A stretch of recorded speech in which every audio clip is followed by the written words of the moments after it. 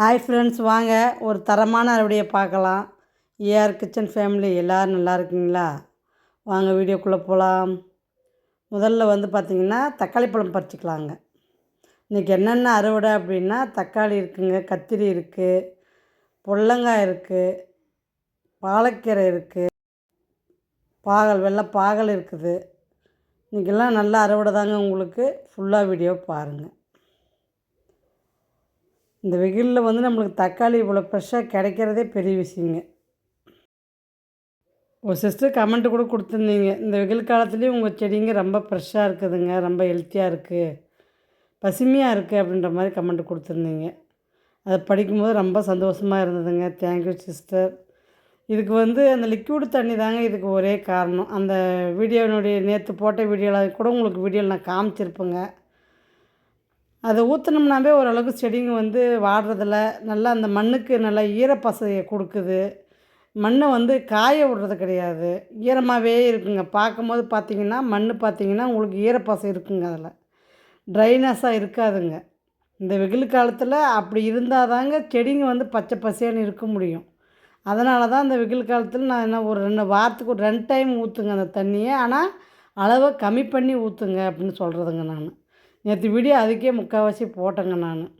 ஏன்னா இந்த வெயில் காலத்தில் செடியை பச்சையாக பார்க்கறதே பெரிய விஷயந்தாங்க. அதனால தான் சரி, நீங்கள் சொன்னதை கேட்ட உடனே எனக்கு ஒரு தாட்டு வந்ததை பார்த்து தான் நான் உங்களுக்கு வீடியோவே அதை போட்டதுங்க.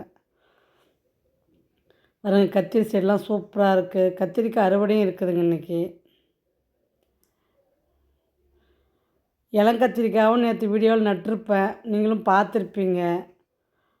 நாளைக்கு வீடியோவில் உங்களுக்கு அது இப்போ எவ்வளோ வளர்ந்துருக்குன்றதை நான் உங்களுக்கு இப்போ மறுபடியும் என் தோட்டத்தில் என்னென்ன காய் அறுவடைக்கு ரெடியாக இருக்குது, எவ்வளோ தொழு வளர்ந்துருக்கு செடிங்க அப்படின்றத நாளைக்கு வீடியோவில் மறுபடியும் ஒரு அப்டேட் கொடுக்குறேங்க. நான் தோட்டத்தை பாருங்கள். ஏன்னா எதுக்கு நான் அடிக்கடிக்கு இப்போ நான் இதை கொடுக்குறேன் அப்படின்னா, அறுவடை பார்க்குறவங்க உங்களுக்கு அந்த செடியினுடைய வளர்ச்சியும் காட்டணுன்றதுக்கு தான் அப்பப்போ அந்த வீடியோங்களை நான் தொகுத்து கொடுக்குறேங்க. அப்புறம் கத்திரிக்காய் பாருங்கள், அறுவடையை பார்க்கலாம் வாங்க.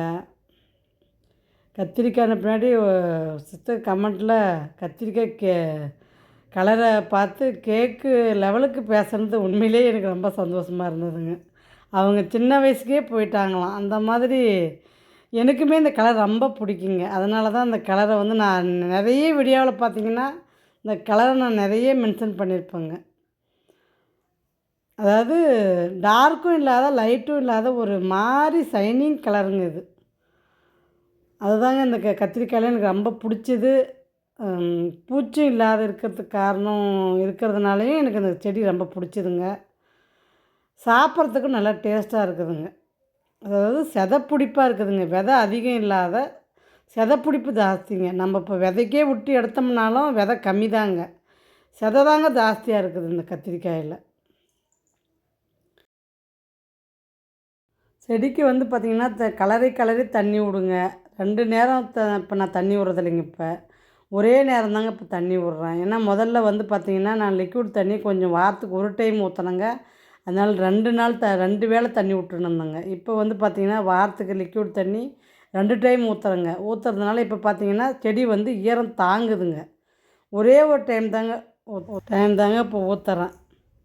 ஏன்னா இப்போ பரவாயில்லைங்க, கொஞ்சம் மழையும் இப்போ ஒவ்வொரு மழை வருது. அதனால் இப்போ கொஞ்சம் ஈரமும் செடி கொஞ்சம் தாங்குதுங்க. அதனால் இப்போ 2 நேரம் தண்ணி விட்றதில்லைங்க. இப்போ ஒரே நேரம் தான் தண்ணி விட்றேன். செடியை பராமரிக்கிறதுலேயும் ஒரு விஷயம் இருக்குதுங்க. ஏன்னா நம்ம 2 நாளைக்கு ஒரு டைமாவது கலரி விட்டு செடிக்கு தண்ணி விடுங்க. செடியை மண்ணை கலரி விட்டிங்கன்னா உங்களுக்கும் ஈரம் தாங்குங்க. வாங்க அறுவடையை பார்க்கலாம். தக்காளி பாருங்கள், 1 கிலோ அளவுக்கு வருங்க. கத்திரிக்காய் பார்த்திங்கன்னா 1/4 கிலோவுக்கு மேலே வருங்க. இன்னும் அறுவடை இருக்குதுங்க. தொடர்ந்து வீடியோவை பாருங்கள். ஏன்னா இது 2 நாள் அறுவடையை நான் ஒரே வீடியோவாக உங்களுக்கு தொகுத்து கொடுத்துருக்குறேங்க நான்.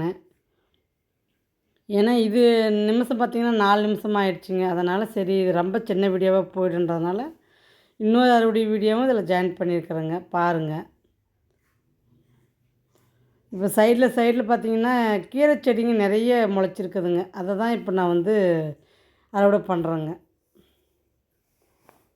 நம்மளுக்கு இப்போ இந்த எருவு மக்க பார்த்தீங்கன்னா நிறைய கீரைங்க சைடில் நிறைய முளைக்குதுங்க.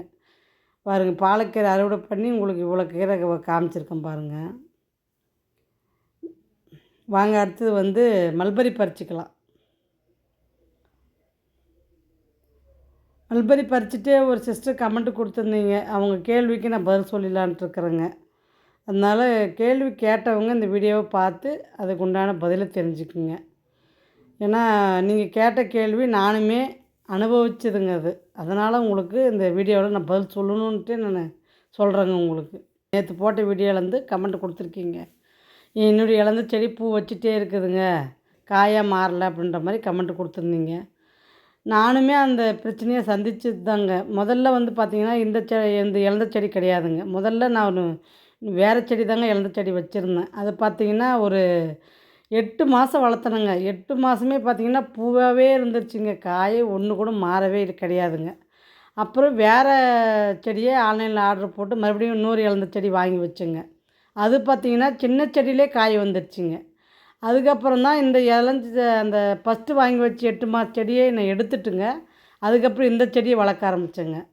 அப்புறம் மறுபடியும் நான் இன்னும் ஒன்று பத்தாதுன்னு இன்னொரு செடி ஆர்டர் போட்டேங்க. ஏன்னா அது காய் பார்த்திங்கன்னா உடம்புக்கு அவ்வளோ ஒரு நல்லதுங்க அந்த இழந்த காய். அதனால் சரி இன்னொரு செடி ஆர்டர் போட்டு வாங்கி நட்டேங்க. அதுவும் பார்த்திங்கன்னா பூவாகவே போயிடுச்சுங்க.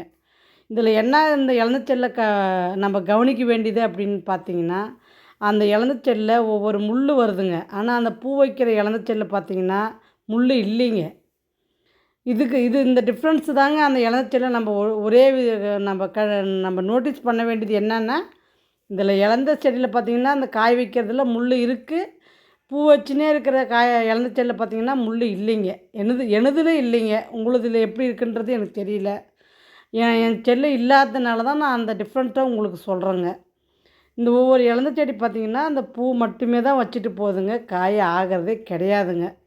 நானுமே 8 மாதம் வளர்த்திட்டு தாங்க அந்த செடி எடுத்துட்டு தான் இப்போ வேறு இழந்த செடி தாங்க இது நிறைய காய் கொடுத்துருக்குதுங்க. நான் நிறைய அறுவடை வீடியோவும் போட்டிருக்கேன், ஷார்ட்டில் போட்டிருக்கேன். அந்த மாதிரி இது எனக்கு வச்சத்துலேருந்து பரவாயில்லைங்க. குறைஞ்சபட்சம் ஒரு 10 காய்க்கு 10 கிலோவுக்கு அளவே நான் வந்து அறுவடை எடுத்திருப்பேங்க. நிறைய காய் நான் வந்து சாப்பிட்ருக்கேன் அந்த இழந்த காய் செடியை.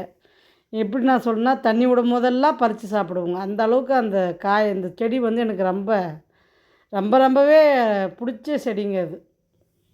இன்னொரு செடி வாங்கி வைக்கலான்னு நானுமே நினைக்கிறேங்க. ஆனால் அதுவுமே பூவாக வந்துட்டால் என்ன பண்ணுறதுன்ற ஒரு பயத்திலே அந்த செடி நான் வாங்குறதே விட்டுட்டேங்க. இது ஒரே செடியாக இருக்கட்டும்னு சொல்லி கம்முன்னு ஆகிட்டேங்க.